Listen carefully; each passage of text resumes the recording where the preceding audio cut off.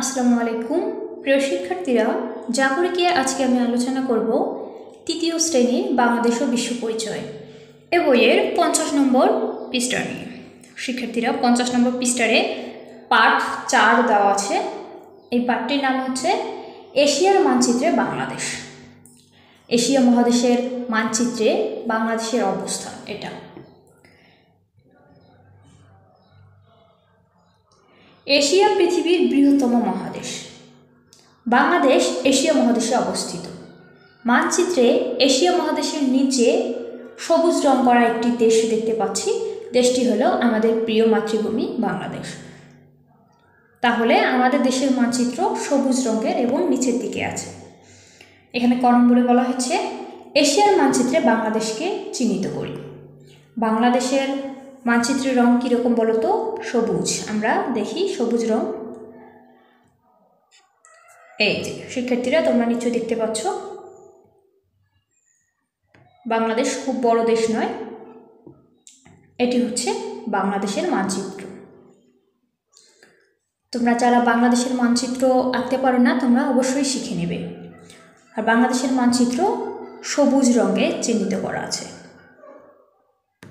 এই যে এখানে দেখতে পাচ্ছি।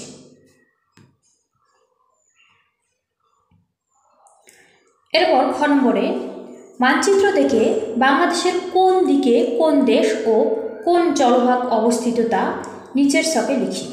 শিক্ষার্থীরা, এই মানচিত্র দেখতে হবে এবং বাংলাদেশের কোন দিকে কোন দেশ কোন জলভাগ রয়েছে সেগুলো, এই যে জায়গাগুলো আছে এখানে লিখতে হবে। এই ছকগুলো পূরণ করতে হবে। এই ঘরে দেওয়া আছে দিক এবং এই ঘরে লিখতে হবে দেশ ও জলভাগের নাম। বাংলাদেশের উপর দিক অর্থাৎ উত্তরে রয়েছে ভারত, নেপাল ও ভুটান।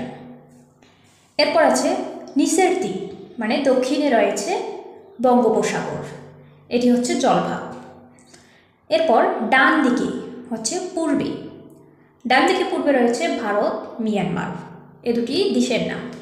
এরপর বাম দিকে অর্থাৎ পশ্চিমে রয়েছে ভারত দেশ। তাহলে ভারত আমাদের 3 পাশেই রয়েছে, ঠিক আছে? উত্তর, পূর্ব এবং পশ্চিম দিকে ভারত রয়েছে, আর দক্ষিণ দিকে রয়েছে বঙ্গোপসাগর। তো শিক্ষার্থীরা, আমরা খ নম্বরের কাজও শেষ করলাম। এরপর আমরা গ নম্বরটি দেখে নেই। গ নম্বরে বলা হচ্ছে এশিয়ার মানচিত্রে বাংলাদেশের অবস্থান চিহ্নিত করি ও রং করি। এটি হচ্ছে এশিয়ার মানচিত্র। এখান থেকে বাংলাদেশের অবস্থান চিহ্নিত করে রং করতে হবে। শিক্ষার্থীরা, এখানে বাংলাদেশের অবস্থানটি আমি তোমাদের দেখাচ্ছি। এই যে এখানে দেখা যাচ্ছে, এটি হচ্ছে বাংলাদেশের মানচিত্র। তোমরা সবুজ রং দিয়ে এই জায়গাটুকু কালার করবে। তো শিক্ষার্থীরা, 51 নম্বর পৃষ্ঠার কাজও শেষ। এর মধ্য দিয়ে আমাদের ষষ্ঠ অধ্যায়ের কাজ শেষ হলো। এর পরের ক্লাসে আমি সপ্তম অধ্যায় শুরু করব।